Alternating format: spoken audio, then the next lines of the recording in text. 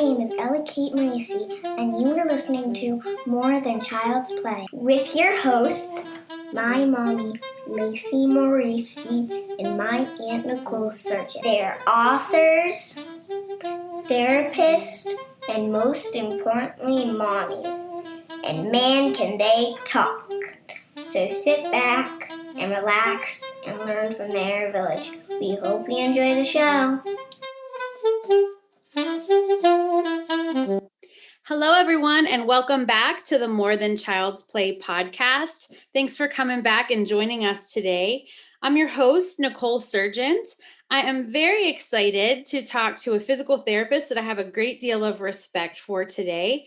Dr. Stacy Mentz is joining us. She is a pediatric clinical specialist and the owner of a great clinic named Starfish Therapies.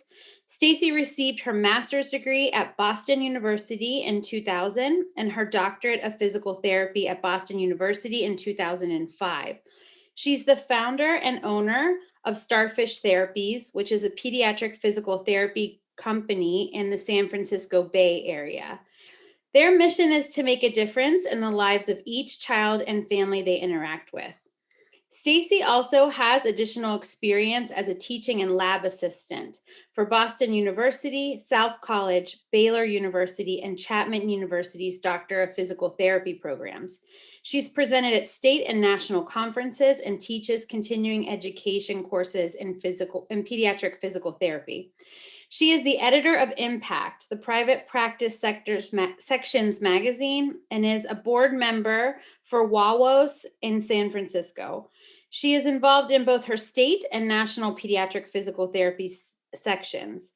Stacy consults with a variety of companies on how their products can enhance development in children, which I think is just really cool. She's also been interviewed on SiriusXM's Doctors Radio regarding pediatric orthopedic conditions, as well as profiles in leadership and start a therapy practice. And today we get to interview her for More Than Child's Play. So thank you, Stacy, for joining us. Thanks for having me. So excited to talk to you about some really important things that should matter to parents and to therapists. But first, tell us a little bit about your practice and your clinic and ways that you engage in our profession as a PT. Sure. So our practice is a pediatric physical therapy practice. We started back in 2007. So, feels like a long time ago. And I know we were talking earlier about the name. And so I love the name came from the Star Thrower story, I think by Lauren Eisling. And if I got that name wrong, I apologize. But it's about, the old man's walking down the beach, the tide is going out, and there's starfish littering the beach, and the little boy's throwing them into the water. And the guy's like, what are you doing? They're all going to die anyway. And he picks one up. The little boy picks one up and throws it in. And he says, but I made a difference to that one. And so that just really touched me because it's so easy, I think, and even right now with everything going on, it's so easy to feel like there's too much for us to do, or how is that going to change anything? And then it's nice to remind myself that what we do makes a difference to the child, to the family, and then we don't know how that ripples out in general also. So it doesn't always have to be grand scale. It's the little things make a big difference too. Absolutely. I did a guest blog post back when blogs were a thing years ago for Starfish. Yeah. And I remember reading that story on your website and just being like, this is a good therapist, or, this is a good company. Their heart is where we should be as pediatric PTs. And I've been a fan ever since. Yes, we try. It's funny though. This is our first time talking face to face. I know. And I'm excited about that. Yes. So I named our podcast Why Climbing Up the Slide Matters, a physical therapist tips on safety awareness, balance, and motor learning. And I did that with a little bit of sarcasm because we PTs are advocates for a certain amount of risk and for good reason. So can you talk to our listeners about that and why risk matters in childhood? Yes. So the simple answer is risk matters because that's how safety awareness develops. So I just remember very early on, one of my first peds jobs, there was a little boy that like would walk and, it was like kind of that falling walk, but like would just head straight into the wall or the door or whatever, because somebody was always stopping him and he never got to know like, oh, when I do this, it hurts or this could happen. And so it just kind of always stuck with me. And I have an almost 2-year-old, and it's so interesting. Sorry, this is like tangent, but it's so interesting because I've been a peds therapist for years, and you don't need to be a parent to be a good peds therapist. But my understanding has changed so much since becoming a parent and watching it 24/7. I see him on the playground compared to some of his peers, and he is a risk taker, but with safety. So he'll know that he can climb over the edge of something, but then it's funny because his feet will be this far off the ground and he's like, because he doesn't want to just drop. But it's like, so I like that he knows, like when he gets to an edge, I can just say like, you're at the edge, and he's aware of what's happening. And what that also allowed him to do was to develop his balance reactions. Again, I remember teaching some therapists how to work on bike riding with kids. And we have a harness that we put on in the back so that we can kind of hold on. And one of our newer therapists at that time said, they're not even attempting to correct as she is clutching for dear life on their harness. And I was like, but you're not giving them the space to correct. Like, you're holding so tightly, they don't have the room to make any other decisions. So they're just going to go. And so it was really working on that. Like, you have to give a little bit of bandwidth. So you can start small, like let them have a little bit, just know that you can keep them safe, but like give them the opportunity to recognize that they're falling or they're off balance, because that's the first thing that has to happen is they have to recognize that their body is in a different position than they want or a danger of falling before they can even start the processes to correct and maintain their safety. Correct. I'm so glad you brought up bike riding, because when I worked in an outpatient clinic, we had so many people come in and their main complaint, the main thing they wanted to work on was riding a bike. And then I would ask, okay, well, when you practice riding a bike, what goes well, what doesn't go well? What are your observations? Well, we don't let them ride a bike because that's dangerous. And so that gets to that point of we have to try.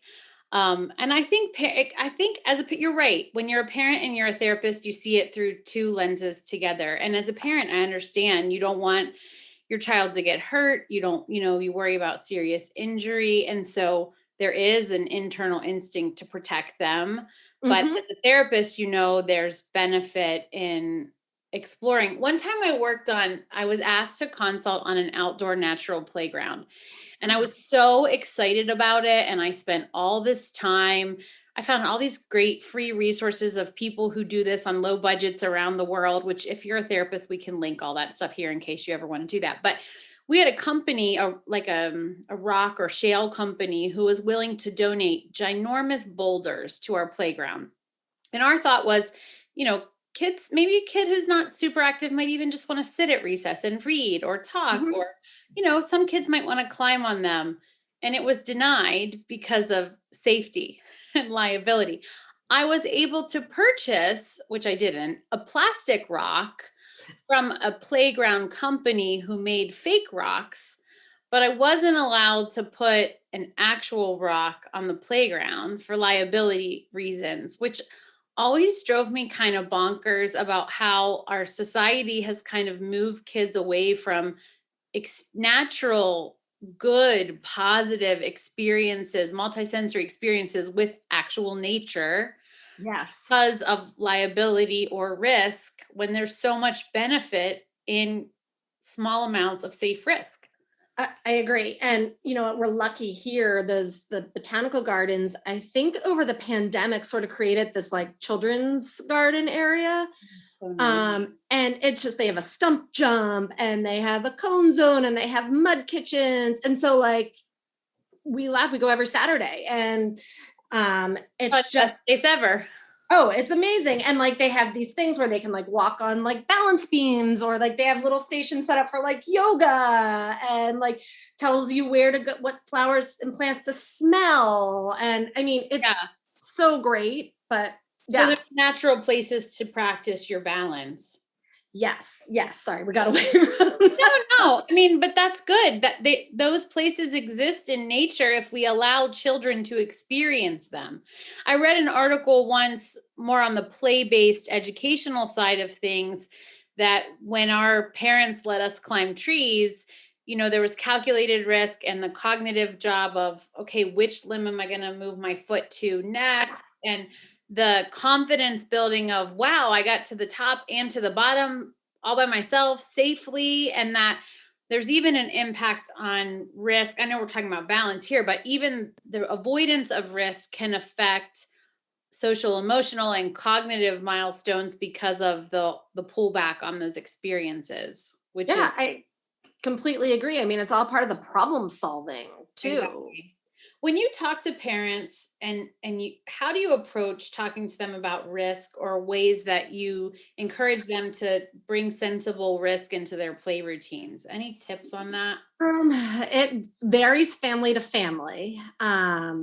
This is a slight sidebar, but when I work with babies, we've had families that are like, no, let them cry. And we've had families that like get mad, that like don't want them to cry at all. So I usually start with like, I can handle crying.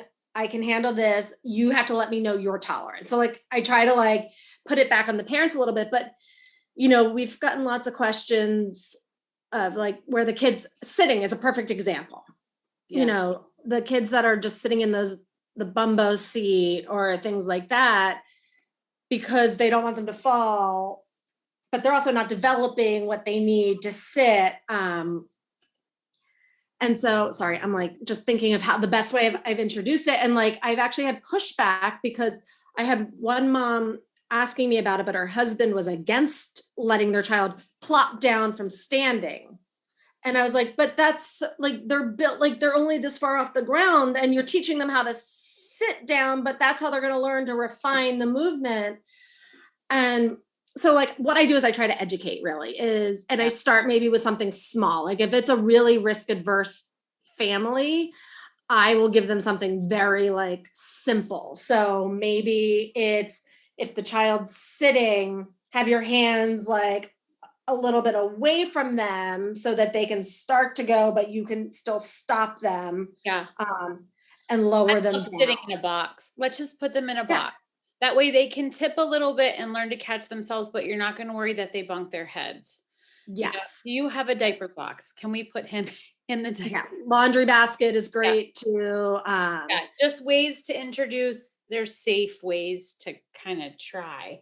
Right. And I also tell them like to introduce it. So like the going downstairs or getting off of something, I'm like, instead of picking them up, like put them on their belly on the couch and help them down. Like you're still doing it for them, but you're teaching like you're at the edge. Here's how we get down. And I'm a big fan of giving words to what we're doing. So that way later you can give like, don't forget on your belly or. Well, yeah. And feet first on your belly down the steps teaches you the spatial distance of the steps so that when you go to walk down the steps, you don't just Superman from the top because you know what that feels like, that there's there's a graded down step and you know how far it is because you felt it on your belly and with your hands for several months. And so it all builds.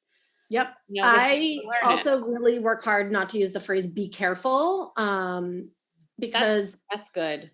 I don't want, so like, even now we go outside of our building or down the stairs anywhere. And my guy's like, I go to give him my hand and he's like, no, and I'm like, okay, just watch what you're doing. Or if he looks like he's, running, I might be like, you might want to slow down a little bit, or he'll go to do something. He wants to jump off of something. He's not a real jumper yet, but like, I'm like, that's fine. It's a little bit high. So you might bang, he uses like bang for everything. If he bumps into something, you might bang, but you can try it. And he'll like either then like want a hand or he'll try it. But like, I'm not going to say like, be careful, you're going to hurt yourself. Like him to become risk averse, that he's scared.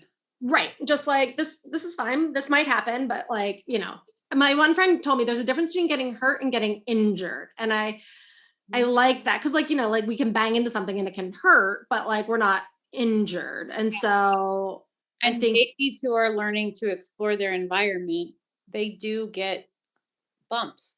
yes. Yes. I mean, I also have the bumps too. Yeah. I'm like, where did these bruises come from? Yeah, I'm still stubbing my toe a lot. Can you talk to our listeners a little bit about balance and how it develops for the young child? What components or natural experiences are needed to kind of develop that balance system? Yeah. So there's three main components. And feel free to jump in if I like mess something up. I still swear I'm on like pregnancy and mom brain sometimes. I was saying that my kid just started daycare yesterday, so I finally can like focus a little bit better. But so actually the vestibular system is one of the first fully formed system. Like you're born with a fully formed vestibular system, and the way to that inner ear. So there's like 3 circular canals that kind of look at movement in all the different planes, like forward, sideways, and kind of that more like diagonal rotatory. And so what that is doing is it's helping tell where your head is in space. So, if you're upright or, that's why early on with babies, as you tip them, like you might start to see a writing response because they're getting the input that like, whoa, no, my head's not where I want it to be in relation to the ground. And so that, like with us carrying them around, wearing babies, having them on their belly or their back or their side, that all helps to feed the vestibular system more information so they can start to make sense of the world. Movement develops in the forward and back plane first, and then the side to side plane, and then the rotation last. And so, but if you think about it, that's why not having them in a stroller all the time or in a car seat all the time is so important, because all that's doing is reinforcing that forward and back movement, which is already the first kind of movement to come about. And so they're missing out on some vital components. We joke around that roughhousing is so important, and that's one of the reasons. And so there's ways to grade roughhousing based on the age. I still remember when my brother came to meet my little guy when he was first born, and he's like handing him back to me like this. And I was like, oh, thanks. And he's like, and I was like, well, I find too, like when I pick up someone's baby, especially a first time parent, and, we're so used to handling babies and we know they're okay and we know they're sturdy and we're confident of what their bodies can do. And the parents are like, oh, I'm like, they're good. They're fine. They're okay. It's okay. And, when you were talking, it made me think about, there's that study that says that children who experience rough and tumble play actually meet their motor milestones sooner.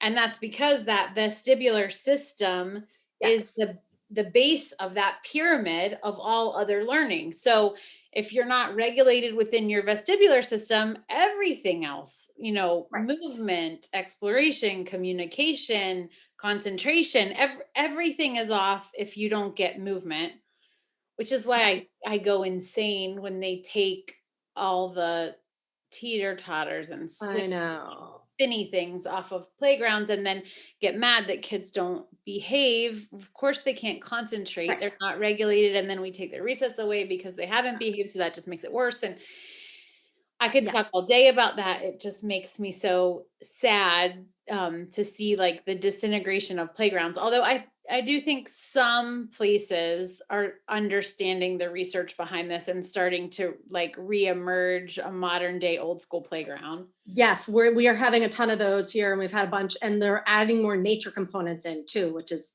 so awesome. Good. Yes, because they can't develop that balance system if they don't have exposure to it. On that vein, and I know we could talk about this forever. I know, because we only talked about one of the 3 systems. Oh, go ahead. No, keep going. Just really quick. I'll try to be shorter, but no, that's good.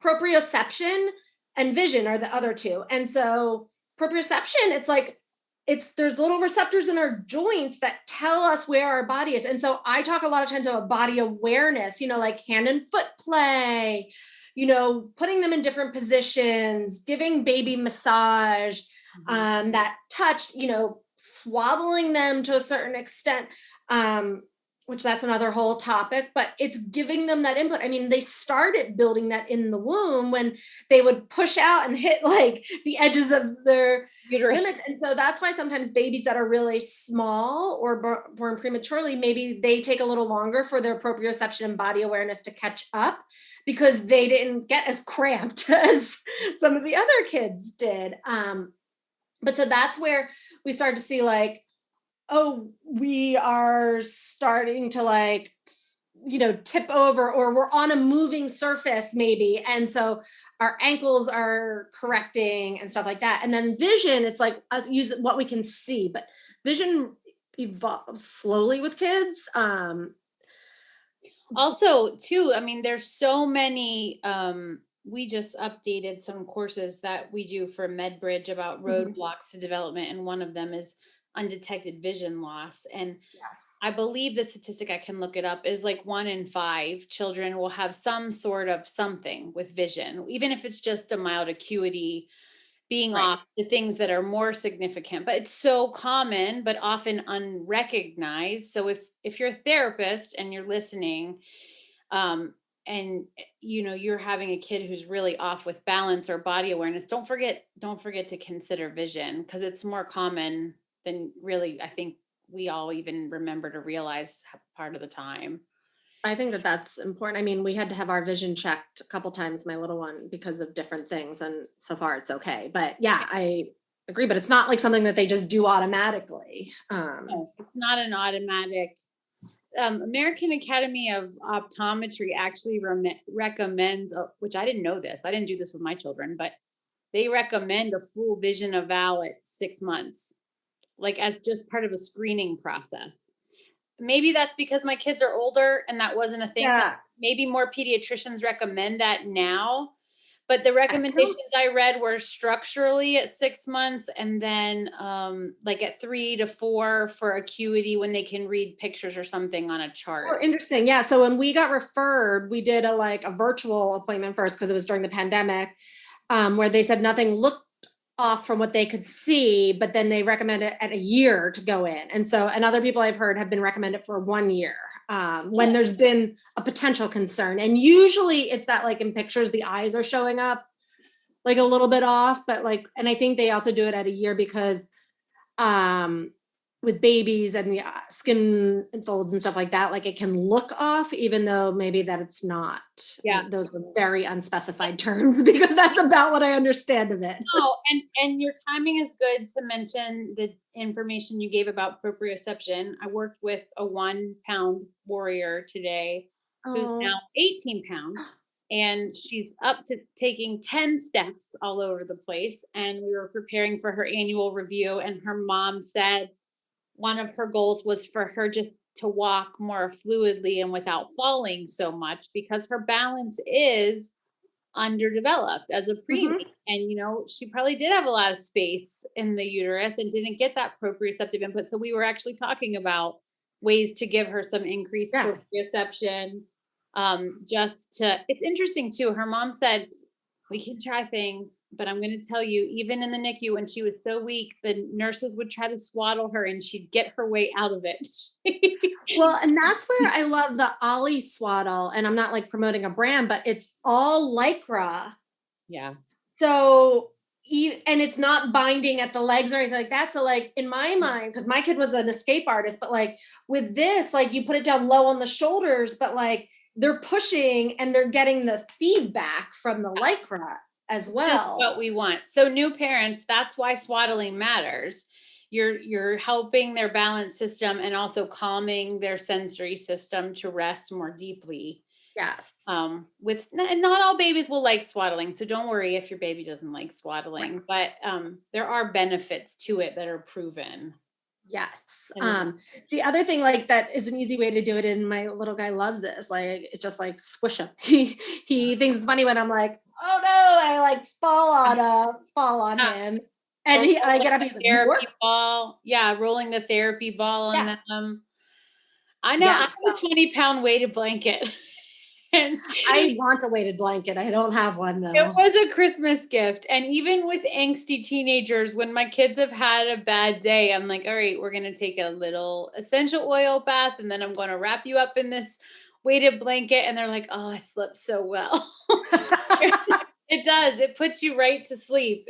That's our experience in our house for sure.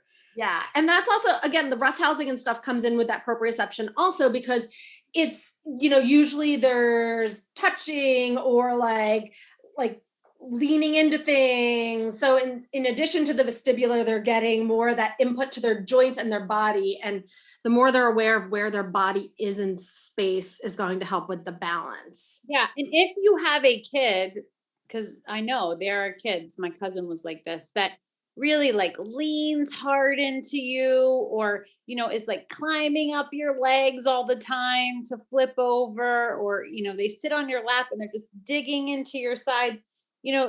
That's a sign that they could be seeking out more proprioception, and there are ways to help them meet that need, besides spidering all over your body. Yes.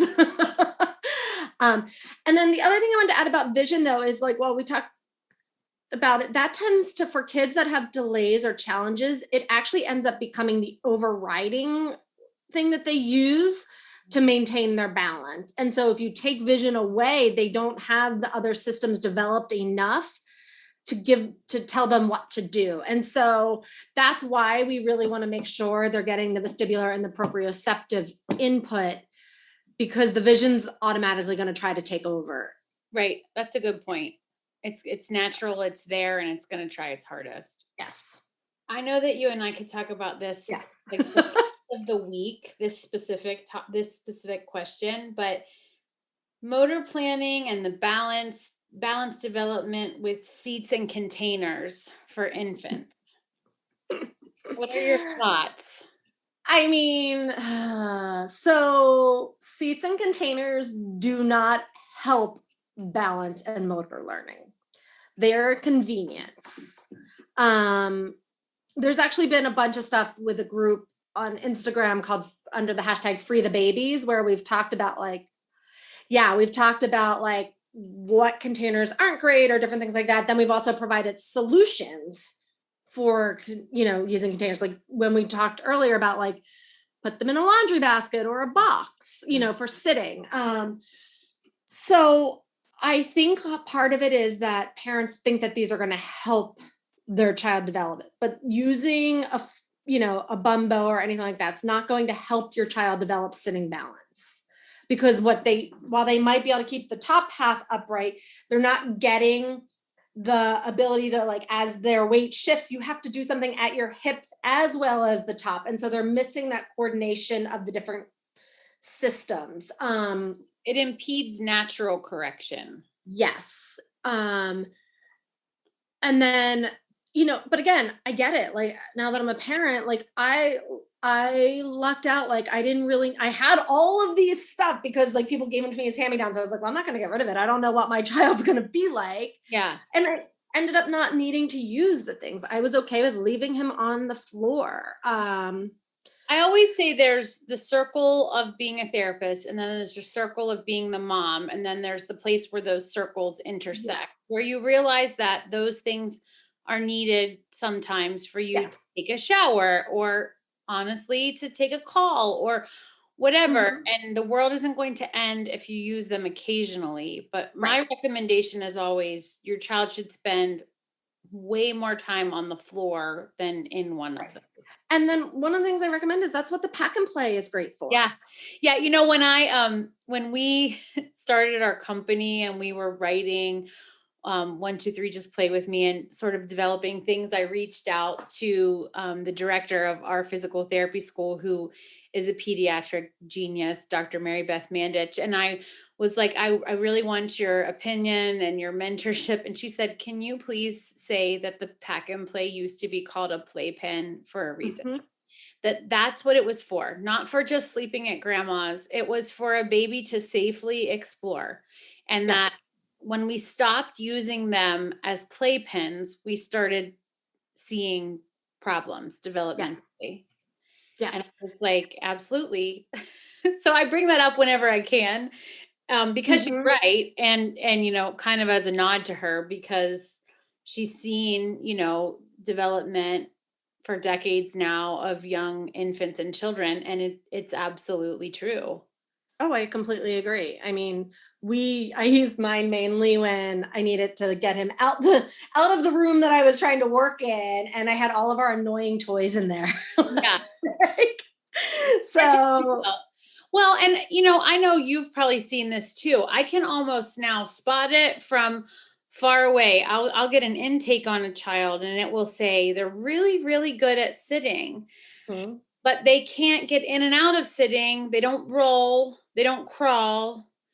So basically they're good at being upright. And so when I go to the house, the first question I ask is, tell me about your day. And almost always, and I'm not blaming the parents, because I think I even did this a little bit as a first-time mom. You get all this stuff and it's in your house and you're just trying to survive. And the day will usually be like, well, they wake up and then we eat in the high chair and then we go on a walk in the stroller and then we run our errands in the car seat and then we come back and have lunch in the high chair and then they go to sleep and then we pick up the other siblings in the car seat. And I'll just say, when do they play on the floor? Well, we don't really have a lot of time to do that. Or the dog is, kind of, again, that's why the pack and play is there. But, then they sort of like this light bulb goes off of like, oh, well, they don't really get to practice being in a position other than upright. So no wonder they're really good at being upright. And no wonder mobility and transitions are really hard. And as that relates to balance, like you said, if you don't get to practice being in other positions, you're not going to be effective at being in other positions. So that's simplistic, I know, as an explanation for parents, but I think most pediatric therapists would agree that that's the reason why you shy away from them more than you use them. Agreed. But again, like we said, we get it. Being a parent is hard, but I think that making the purposeful time for floor play. Yeah. I always say, if you're going to go switch the laundry, put them on the floor. Yes. If you're going to go, whatever, type something quickly, send an email, put them on the floor, with you there, of course. But that way, all those little minutes add up. It doesn't have to be like, it's 10:45. It's time for physical therapy. We're going to do X, Y, and Z. But those little minutes add up. And oftentimes, I live and work in an area with very diverse population socioeconomically. And I go to houses sometimes where there's literally nothing for the baby. There's not a swing, there's not a seat, there's not a blanket, there's not a book, like literally nothing. And oftentimes those kids meet their motor milestones faster. Yep. Because they don't have anywhere to go but to crawl away and stand up. Oh yeah, no, I know. That's like, I hear parents a lot of times say, well, like my child just likes to stand. And I'm like, okay, but how do they get to standing? Well, I put them in it. Okay, well, make them move to get to standing, I mean, that sounds very simple, but like, don't just put them in it. Like, help them to get there. Yeah, if they're motivated, they'll get there. So that's interesting. So the hashtag is free the babies. We'll all have to follow that. I love that. Yeah. And we do, like, it's a bunch of different peds accounts. I didn't start this. Somebody else reached out and I was like, sure. We did one for like summer fun and a lot of it was like outdoor things. But we've done like 3 different series. That's great. With it. So it's really, really great. Yes. Tell us a little bit more about where our listeners can find you and continue to learn from you. Because I know that you have a lot of good stuff to share, but some people may be new to your practice and to your pages. So where's the best place to find you? Yeah. The best place to find us would be just our website, starfishtherapies.com. Because on there it has, you can go to our blog, you can go to our shop, where we've created some fun motor programs. We have links to our social media. We have tons of videos on our YouTube channel, A lot of them are of my little guy. And now I almost wish I had another one because I'm like, oh, I didn't get that captured. It's nice when you have your own and you don't have to worry about consents or putting someone else's kid on the internet. I'm like waiting for someone else in my family to have a baby so I can get some good examples. I know. My friends, I have a cousin that I'm always like, do you have any videos of your kids doing this? I mean, they're older than my son, but like, I have a few people that I like go to for when I need a specific example. But yeah, so our website is a great like starting point just because it does have links to all of our, so we're on Instagram, we're on Facebook. And if someone's listening that's in your area, you treat what ages? 0 to 22. And we say 22 because that's what the school district goes up to, but we've also had kids that are a little bit young adults that maybe have cerebral palsy or Down syndrome or things that need to come in. And as long as Medicare is not their primary, we can continue to see them and would have no problem doing that. Our main office is in Burlingame, so just near the San Francisco airport. We also do telehealth and virtual appointments as well. That's wonderful. Okay, we ask every person who's been on the podcast this. We just say the mic is yours, and this can be serious or funny. It could be related to physical therapy, or it can be completely not related to physical therapy. But what would you like our listeners to know today? I think I would like them to know, and we sort of were talking about this earlier, but this is the stage of my life I'm in, that the days are long, but the years are short. Yeah, so true. It's a constant reminder, and that self-care is important. Yeah. You know, it's funny. I'll tell you, one of my favorite answers that we've gotten to that question was from an OT who talked about sensory, and she said, your kid can have sensory challenges, but he or she is not allowed to be a jerk. Which just that's awesome. A lot of times, whether it's therapists or we've had some parents of special needs kids, and that answer is probably the most consistent answer about self-care. And I think if you work anywhere in our orbit, either as a parent or a therapist or a teacher or basically anyone who would be interested in listening to this podcast, I think that theme is really, really important. And it keeps coming back up about self-care. It is, because I mean, it goes back to the airplane. Put your own mask on first, because I recognize that, like, I am no good to my child or my staff or my patients if I am depleted. For sure. What's your favorite thing to do for self-care? What are the regular things you do? Lay on the couch and read a book. Yeah. Reading is good self-care. I love reading. And I think and I haven't been able to just like I was saying, daycare started yesterday. I took the day off, and it's the first time in 2 years that I've had 9 hours of not parenting and not working. And I was so excited just to be in my apartment with nobody else here. It was quiet. Your reading days are coming. You will be able to read leisurely. Yeah, I just didn't want to have an ear out for somebody else. Like, I just wanted to truly know that I was only responsible for myself in those moments. Yeah. Well, and I think too, during the pandemic, even if you don't have younger kids, families are living, whether you're a 2-person family or a 12-person family, everybody is spending still more time in the same space. And yes. It's quiet is nice sometimes.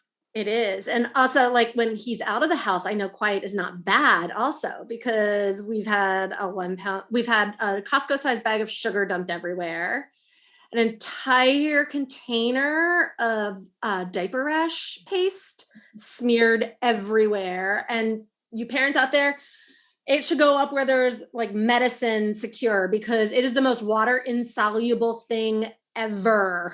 So like, hard to clean up, right? Yes. So, I'll be working and I'm like, oh, getting so much done. And then I'm like, oh, it's really quiet. Where did he get to? Safely taking risks, Stacy. Yes. Well, no, I know. It just is more for me to clean up, but it's fine. I mean, his risks result in messes. Well, yes. Thank you for taking the time. I know you're so busy, and we really appreciate you sharing your expertise and your knowledge with us. We will certainly share this with all of our listeners. We'll provide links to anything that we talked about. As always, we are a small podcast, so if you can follow us and if you like us, rate us, that'd be great. And you can always find us at milestonesandmiracles.com for some free information, links to old podcasts, and of course, 1, 2, 3, just play with me. So thank you all for tuning in, and thank you, Stacy, for joining us. Yeah, thanks for having me. I was excited. Everybody, take some time to let your kids climb up the slide today, okay? Yes. We'll see you next time.